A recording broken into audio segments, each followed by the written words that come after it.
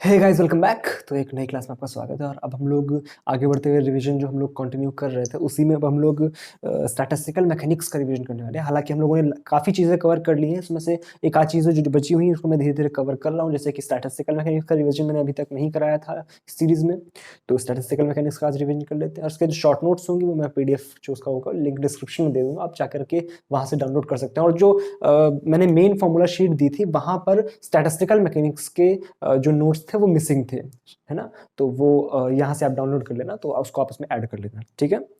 तो चलो शुरू करते हैं स्टैटिस्टिकल मैकेनिक्स। बेसिकली हम लोग स्टैटिस्टिकल मैकेनिक्स की जब भी बात करते हैं तो सुनते ही पहला थॉट मन में आता है, क्या मन में आता है? स्टैटिस्टिकल मैकेनिक्स, है ना। स्टैटिस्टिकल मैकेनिक्स सुनते ही पहला थॉट जो मन में आता है कि हम कुछ पार्टिकल्स की बातें करते हैं, स्टडी ऑफ पार्टिकल्स को बोलते हैं, है ना। Study of particles, study of particles, ठीक। पार्टिकल्स कितने तरह के पढ़ते हैं? दो तरह के। पहले कौन से? Classical particles. पहले कौन से? Classical particles. दूसरे कौन से? Quantum particles.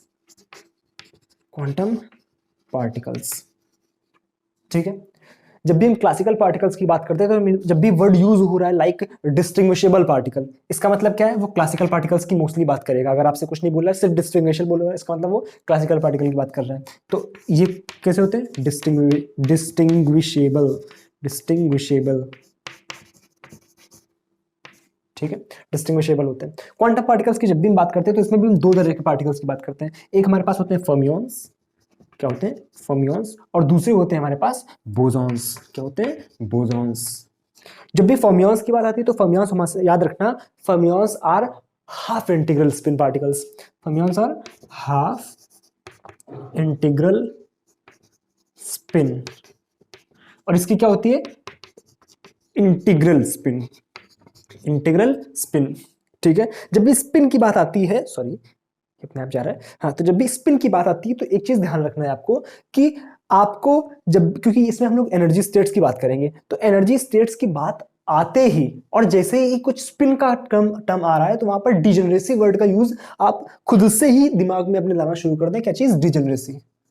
डिजेनरेसी, वो डिजेनरेसी क्या होती है? जब भी हमें स्पिन दी गई है, मान लो किसी पार्टिकल की स्पिन s दी गई है, ठीक है, वो कुछ भी हो सकती है, वो हाफ हो सकती है, वो 2 हो सकती है, वो 1 हो सकती है। तो जब भी आपको कुछ स्पिन दी गई है तो उससे डिजेनरेसी आप तुरंत निकाल लें 2s+1 फॉर्मूले से, जहां पर s क्या है हमारे पास? Spin of the particle, spin of the particle. Like electron के लिए s की वैल्यू कितनी थी? हाफ, ठीक है। बोसॉन जनरली यूज करते हैं तो 1 2 इस तरह से यूज करते हैं, तो अलग अलग पार्टिकल्स के लिए अलग अलग स्पिन होती है, ठीक है। हाफ इंटीग्रल और ये इंटीग्रल स्पिन, ठीक भाई। ये आपके poly exclusion principle, poly exclusion principle को, है ना, पॉली एक्सक्लूजन प्रिंसिपल को ये फॉलो करते हैं, ठीक है। और ये पॉली एक्सक्लूजन प्रिंसिपल को फॉलो नहीं करते हैं।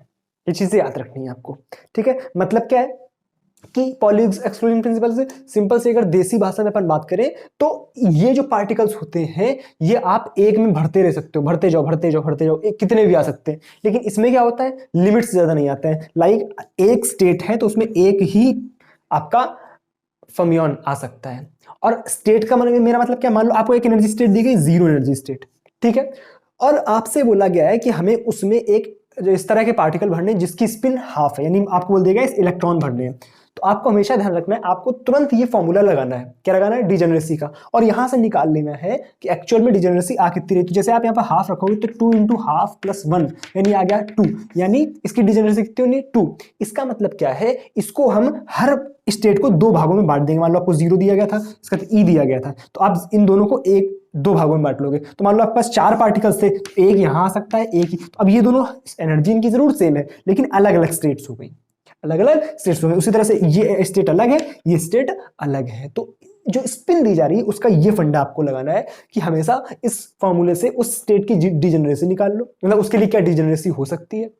तो पार्टिकल्स के अकॉर्डिंग आप यहां पर उसको बांट दो। मान लो यहां पर हमें बोल देता कि इस तरह का पार्टिकल जिसकी स्पिन 1 है, इसकी स्पिन 1 है, तो 2 × 1 + 1 यानी कितनी जाएगी? 3। तो हम क्या करते हैं? उनको स्प्लिट करते 3 में, उसको स्प्लिट करते 3 में, तो एक में 3 भरे जा सकते थे, एक में 3 भरे जा सकते थे। क्या मेरी बात क्लियर है?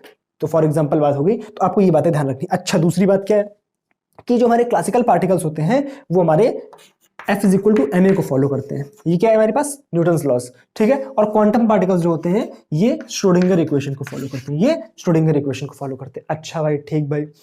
अगली बात, जब भी हम क्लासिकल पार्टिकल्स एनर्जी स्टेट्स में फिल करते हैं तो वहां पर जो नंबर ऑफ वेज निकल करके आते हैं फिल करने के, उसका फॉर्मूला क्या होता है, number of ways omega is equal to pi into N आई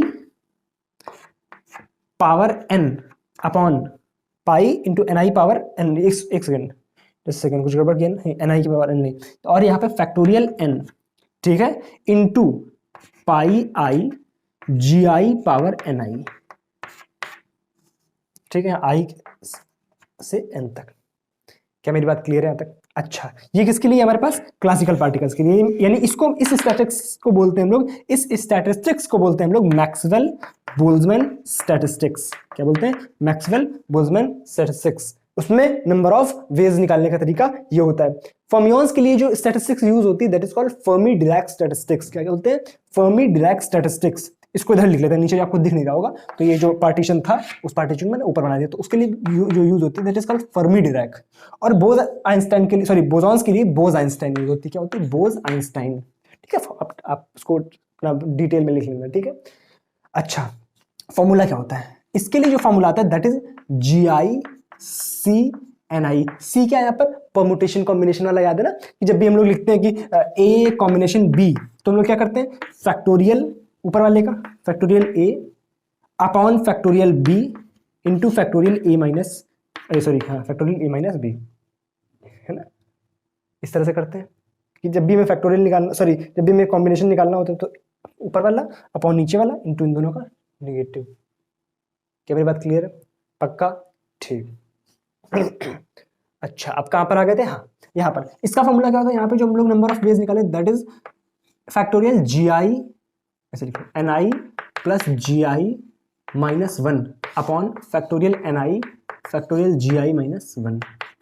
ये नंबर ऑफ वेज निकालने का तरीका होता है। अच्छा भाई, ठीक भाई, कोई दिक्कत नहीं। इसके बाद जब भी इसमें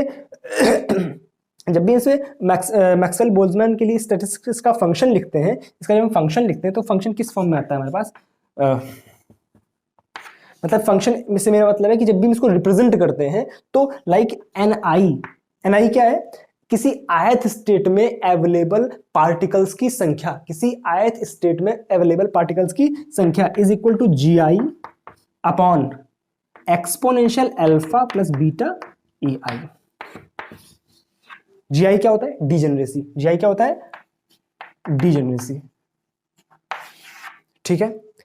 फर्मियंस के लिए क्या यूज करते हैं, फर्मियंस के लिए क्या लिखते हैं, सॉरी क्या एफ बन रहा है, N I is equal to G I upon E raise to power alpha plus beta E I plus one. और इसमें क्या होता है, N I is equal to G I upon E raise to power alpha plus beta E I minus one. इतना आपको याद रखना है, ठीक है ना, ये बात आपको याद रखनी। कभी कभी डायरेक्ट फॉर्मूला आ जाता है, डायरेक्ट फॉर्मूला कि आपके जो कि बताओ इसमें से कि कौन सा जो है मैक्सवेल बोल्ट्जमैन को दिखा रहा है, या कौन सा है जो आपको फर्मी डिराक को दिखा रहा है, या कौन सा आपका बोज आइंस्टाइन को दिखा रहा है। क्या मेरी बात क्लियर है, पक्का?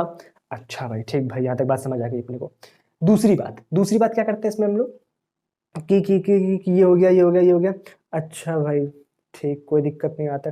अल्फा बीटा क्या है, अल्फा की वैल्यू क्या है, alpha is equal to mu upon K T. यहाँ पे म्यू क्या है, केमिकल पोटेंशियल, म्यू क्या है, केमिकल पोटेंशियल। बीटा की वैल्यू क्या होती है, 1/kT, 1/kT, ठीक है। सॉरी, इसको माइनस होता है एक साइन, ठीक है, माइनस म्यू बाई के टी। और ये क्या होता है, beta is equal to 1/kT, ठीक भाई, ये भी बात अपने को समझ आती है, कोई दिक्कत नहीं।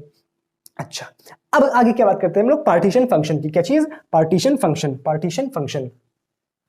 तो पार्टीशन फंक्शन की जब भी बात करते हैं तो पार्टीशन फंक्शन से हम पहले क्या समझते हैं, पहले देखो ध्यान से। मान लो जब भी हम किसी प्रोबेबिलिटी की बात कर रहे हैं, किसी पर्टिकुलर स्टेट में किसी पार्टिकल के पाए जाने की क्या प्रोबेबिलिटी होती है, तो उसको हम किस तरह से दिखाते हैं कि पी इज इक्वल टू, ठीक है ना, प्रोबेबिलिटी को लिख रहे हैं, P is equal to E raise to power minus beta E I upon summation E raise to power minus beta E I, E raise to power minus beta E I, ठीक है। ये जो term है, ये वाला term नीचे वाला, ये वाला टर्म, इसको हम बोलते हैं पार्टीशन फंक्शन।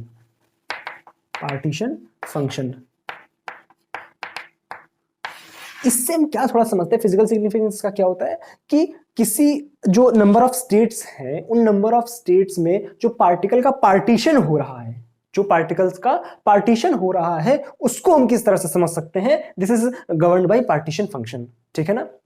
तो मान लो आपसे बोला गया कि एक एनर्जी स्टेट थी हमारे पास E1 और एक थी हमारे पास E2, इसमें पार्टिकल्स को भरना है। ठीक है। तो फर्स्ट स्टेट में जो पार्टिकल है उसके पाए जाने की क्या प्रोबेबिलिटी है, P1 is equal to E raise to power minus beta E1 upon summation लगा हुआ, इसका मतलब क्या है, E raise to power minus beta E1 plus E raise to power minus beta E2। क्या मेरी बात क्लियर है। दूसरे वाले में पाए जाने की प्रोबेबिलिटी क्या है, P2 is equal to E raise to power minus beta E2 upon E raise to power minus beta E1 plus E raise to power minus beta E2। याद करो मैंने क्वांटम मैकेनिक्स में भी कुछ इस तरह की बात बताई थी, जब हम लोग ने प्रोबेबिलिटी निकालते तो कैसे निकालते हैं, mod C1 square upon mod CI square upon summation mod CI square, है ना, कि उस पर्टिकुलर स्टेट में पाए जाने के लिए जो प्रोबेबिलिटी निकालते हैं, अगर हमारे पास फंक्शन नॉर्मलाइज्ड होता था तो उसमें इसकी वैल्यू 1 हो जाती थी, इसकी वैल्यू 1 होती थी। इसी तरह से इसमें इसकी जो टोटल वैल्यू होनी चाहिए वो किसकी कितनी होनी चाहिए, 1 होनी चाहिए। ठीक है ना। अच्छा ठीक भाई, इस वाले की टोटल की निकाल के, है ना, टोटल की निकाल के, इसमें नॉर्मलाइज के लिए कंडीशन थी। ठीक है, तो ये बात अपने को समझ आ गई। अच्छा दूसरी बात, अगर हमें डिजेनरेसी बोली गई कि अच्छा इस स्टेट में पाया जाए, इस मतलब इस स्टेट की डिजेनरेसी ये है, इस स्टेट की डिजेनरेसी ये, तो हमें डिजेनरेसीज अगर गिवन है तब हम प्रोबेबिलिटी को किस तरह से लिखेंगे कि वहां पे बस GI का मल्टीप्लाई करा देंगे, GI into E raise to power minus beta EI upon summation GI E raise to power minus beta EI। तब पार्टीशन फंक्शन क्या हो जाएगा, तब आपका पार्टीशन फंक्शन, इसको हम लोग Z से दिखाते हैं, कैसे दिखाते हैं, Z से। तो Z तब हमारा क्या हो जाएगा, Z is equal to summation GI E raise to power minus beta EI, तब ये हो जाएगा। क्या मेरी बात क्लियर है, पक्का 100%? बात समझ आ रही है तो वीडियो को अभी कभी शेयर कर दो, वीडियो को अभी कभी शेयर कर दो यार, तुम लोग शेयर करते नहीं हो। ठीक है, फिर ये होता है ना कि ये करो वो करो सब कुछ, है ना, शेयर करो। मैं भी आपके लिए इतनी मेहनत कर रहा हूँ तो आप लोग भी थोड़ी सी तो मेहनत कर ही सकते हो, और बेझिझक आपने जो भी डाउट्स हैं उनको पूछते रहना नीचे। ठीक है ना, मैं कोशिश करता हूँ कि आप लोगों के सारे डाउट्स क्लियर कराए जा सके। ठीक है, मेरी कोशिश तो पर्सनली यही होती है। अब कोशिशें ये होता है ना, कुछ सफल होती हैं कभी नहीं होती हैं, क्योंकि टाइम की थोड़ी सी प्रॉब्लम हो जाती है कि जब भी इतना ज्यादा काम होता है तो फिर टाइम मैनेज करना थोड़ा मुश्किल होता है। आप लोग समझदार हैं, समझदार के लिए इशारा ही काफी होता है। ठीक है, बोला समझदार, वाले गंवारो सबके सब, कुछ नहीं आता तुम लोग को, पढ़ाई करो अच्छे से। क्या मेरी बात यहाँ तक क्लियर है? अच्छा भाई, क्या गंवार वाली नहीं, पढ़ाई वाली। ठीक है, अच्छा ओके, यहां तक बात समझ आ गई। मान लो हमें कुछ इस तरह से दिया गया है कि E1 जो हमारे पास स्टेट है उसकी डिजेनरेसी आपके पास है कुछ 2 और इसकी डिजेनरेसी हमारे पास 3। तो अब हम प्रोबेबिलिटी को किस तरह से लिखेंगे, जब प्रोबेबिलिटी लिखेंगे हम लोग या पार्टीशन फंक्शन सिंपल लिखेंगे तो हम किस तरह से लिखेंगे, देखो ध्यान से। यहां पर पाए जाने की प्रोबेबिलिटी क्या हो जाती है, P1 is equal to 2 into E raise to power minus beta EI upon beta E1 upon 2 e raised to power minus beta E1 plus 3 e raised to power minus beta E2। क्या मेरी बात clear है, क्या बात समझ आ रही है, पक्का? और P2 क्या लिख देते हैं, फिर P2 क्या लिख देते हैं, 3 e raised to power minus beta E2 upon 2 e raised to power minus beta E1 plus 3 e raised to power minus beta E2। आज जब इनको जोड़ोगे तो P1 प्लस P2 टोटल कितना आ जाएगा, 1 ना मानो करके देख लो, 2 e raised to power this plus 3 e raised to power, denominator तो सेम ही है, टोटल कितना हो जाएगा 1। यही सेम यहाँ पर भी हो रहा है, जो हम लोग बात कर रहे थे टोटल प्रोबेबिलिटी कितनी होती है हमेशा 1। बात क्लियर? फॉर नॉर्मलाइज जैसे वे फंक्शन करते थे तो जो डिनोमिनेटर होता था वो 1 होता था, उसी तरह से यहाँ पर भी होता है इस तरह से।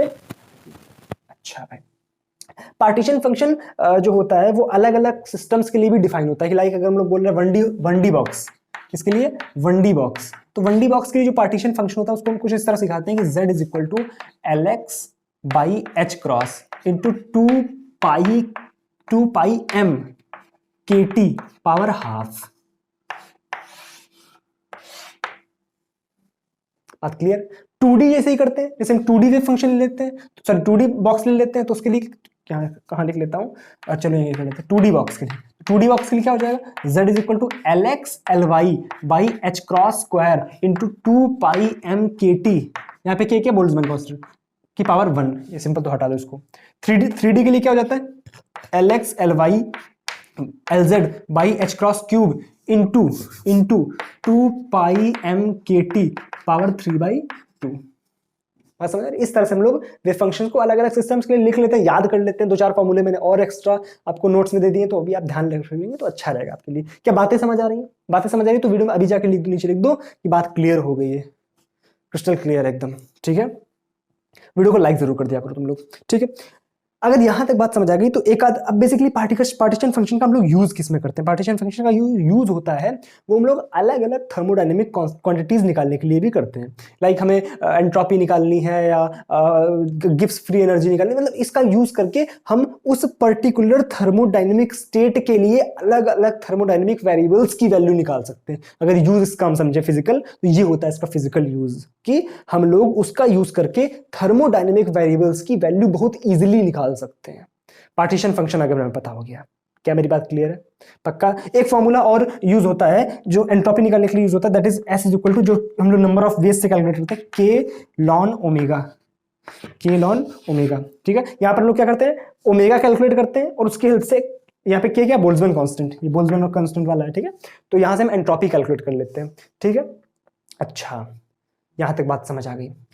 ओके, जो हम लोग एवरेज एनर्जी के लिए फॉर्मूला यूज करते हैं वो क्या होता है? एवरेज एनर्जी के लिए, एवरेज एनर्जी के लिए जो फॉर्मूला यूज होता है that is equal to summation, क्या होता है, पी आई इंटू ई आई। जब भी याद करो, मैंने आपको क्वांटम मैकेनिक्स में भी यही फॉर्मूला बताया था, याद है, समेशन पी आई इंटू ई आई। अब करना क्या है, हमें पी आई जो हमने लिखा है वो क्या, प्रोबेबिलिटी उस पर्टिकुलर स्टेट में, तो हमें प्रोबेबिलिटी को कैसे डिफाइन कर रहे हैं, यहां से, तो उसको उससे हम इसको यहां पर बना देंगे। देखो ध्यान से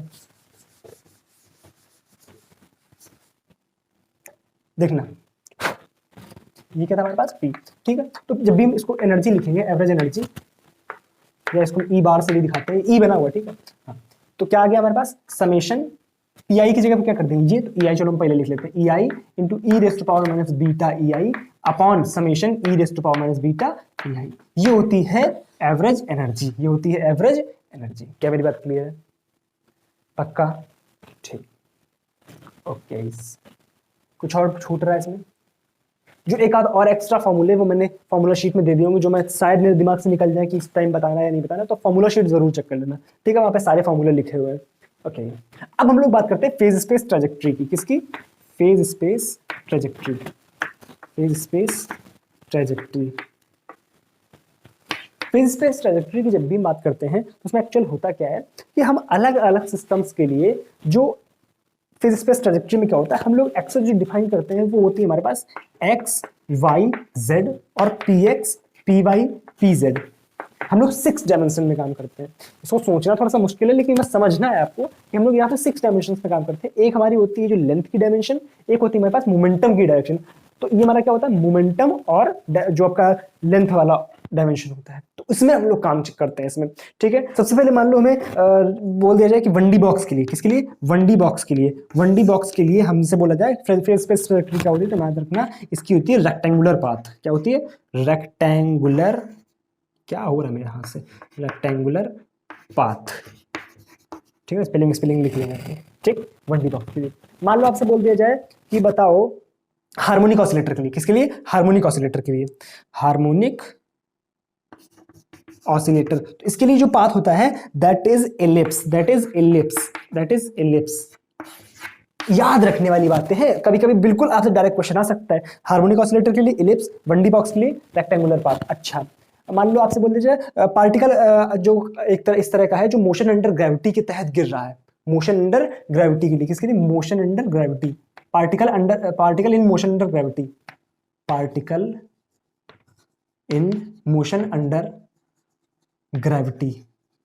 इसके लिए जो फेज स्पेस ट्रैजेक्टरी आती है that is parabola, that is parabola.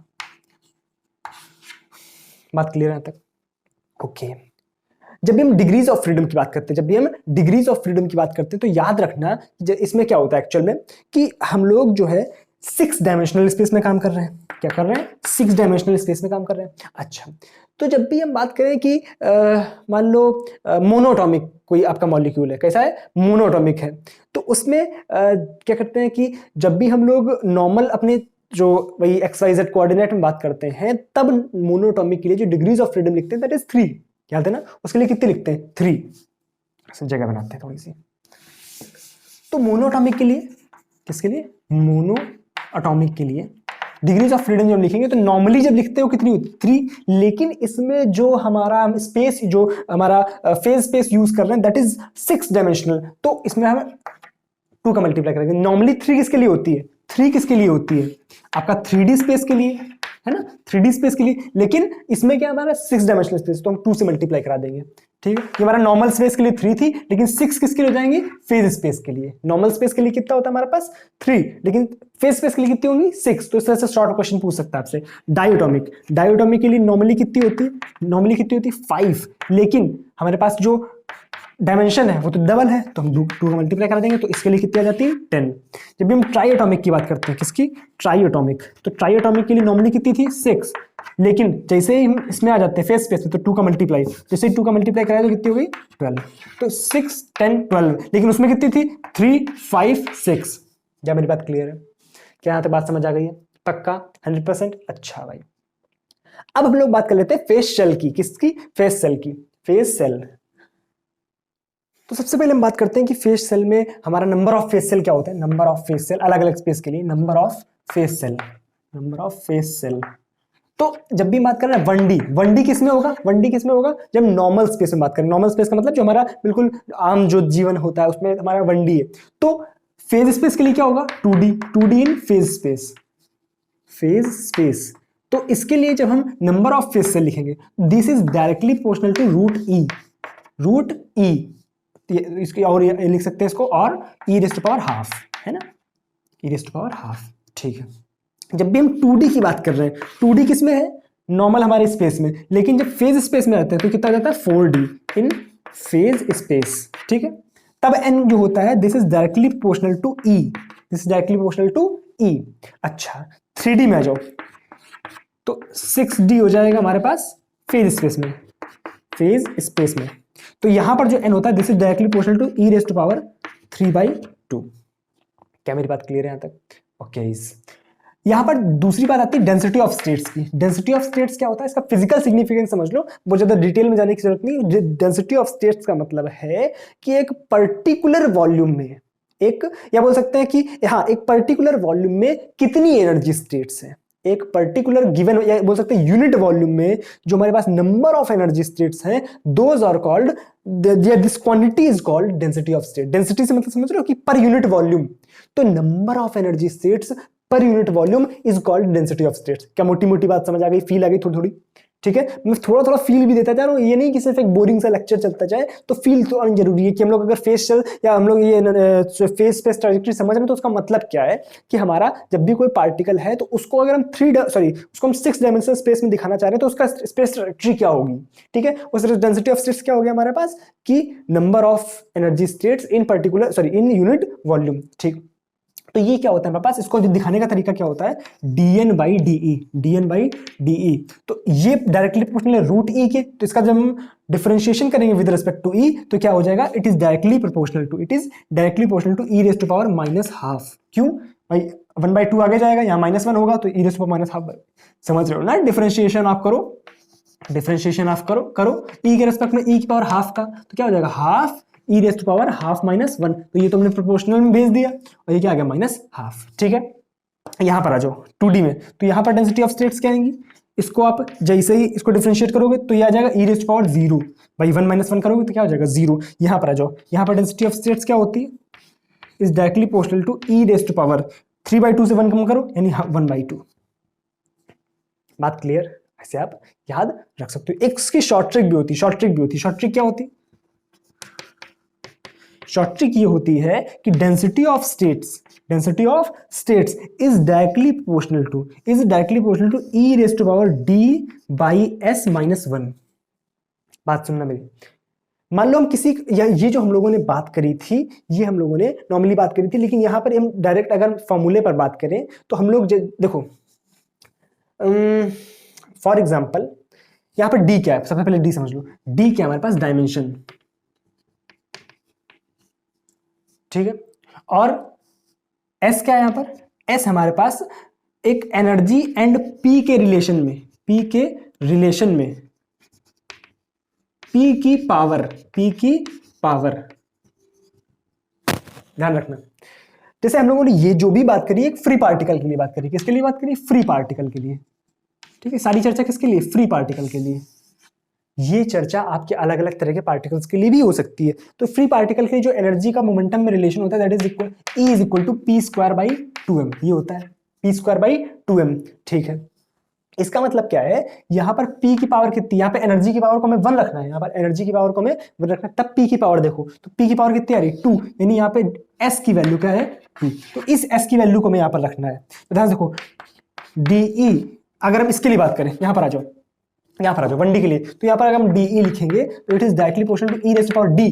D कितना है 1 डायमेंशन, याद रखना फेज स्पेस वाली डायमेंशन नहीं रखनी, नॉर्मल स्पेस की डायमेंशन रखनी है, तो 1 अपॉन E और S में रिलेशन कितना है, सॉरी E और P में रिलेशन कितना है, तो S की वैल्यू क्या आ रही 2 माइनस 1।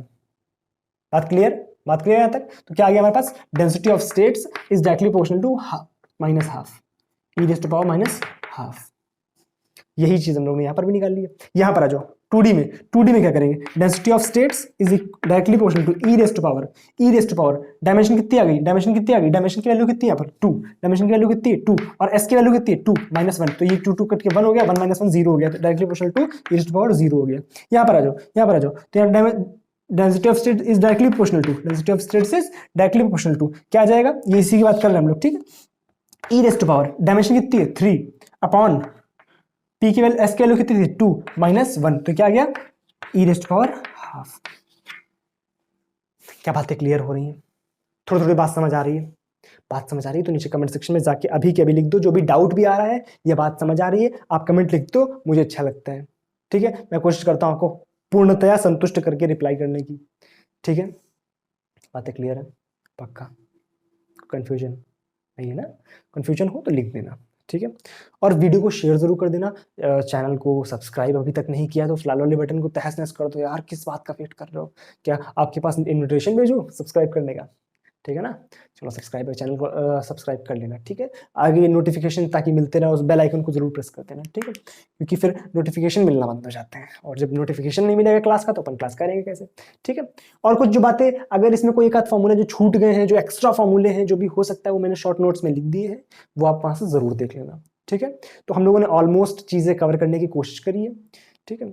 और अगर कहीं गलती से कुछ गलत लिख गया हो या कुछ इस तरह का हो सकता है कि जल्दबाजी में मैंने लिख दिया था, तो वो आप करेक्ट लें। और हाँ, पिछली वाली क्लास में मैंने गलती से जो u था, उस u के फॉर्मूले को मैंने KQ स्क्वायर बाई 2r की जगह KQ बाई 2r स्क्वायर लिख दिया था, है ना। तो वहां पर आप इसको कंफर्म कर लेना, ठीक है ना, उसको वहां पे सही कर लेना। तो ये वाला फॉर्मूला करेक्ट था वहां पर, ठीक है। जहां पर भी मैंने KQ स्क्वायर की जगह KQ बाई R स्क्वायर कर दिया है, तो उसको आप करेक्ट कर लेना, ठीक है ना। वो हर जगह ये था, Q का स्क्वायर था, R का स्क्वायर नहीं था, ठीक है ना। तो आप लोगों में से समझदार लोग हैं तो वो ध्यान देते हैं इन गलतियों का, कि गलतियां अगर इस तरह की हो जाती है तो इनको ध्यान रखें कि मेरे से गलती हो रही है, तो आप उसको करेक्ट कर लें, और नीचे भी बता दें कि आप यहाँ पे आप गलत लिख दियो, तो उसको आप बाकी बच्चे भी करेक्ट कर लें, ठीक है ना। मैं कोशिश करता हूँ कि गलती ना हो, लेकिन जल्दबाजी में गलती होने के चांसेस होते हैं, ऑब्वियस सी बातें होते हैं, तो गलतियां होती हैं, ठीक है। तो आप इस तरह से ध्यान रखा करो। वेरी गुड, जिसने भी, मुझे नाम एग्जैक्टली याद नहीं, लेकिन आपने जिसने भी इससे बोला था वो बिल्कुल सही बात करी थी, ठीक है। चलो थैंक यू सो मच आपको भी, और वीडियो को लाइक कर देना, ठीक है। चलो मिलते हैं अगली क्लास में, ध्यान रखना, अच्छे से पढ़ाई करना, नींद भी अच्छे से लेते रहना, ठीक है। और जो प्रॉब्लम आती रहती है आप बोलते रहना नीचे। चलो मिलते हैं अगली क्लास में, बाय बाय।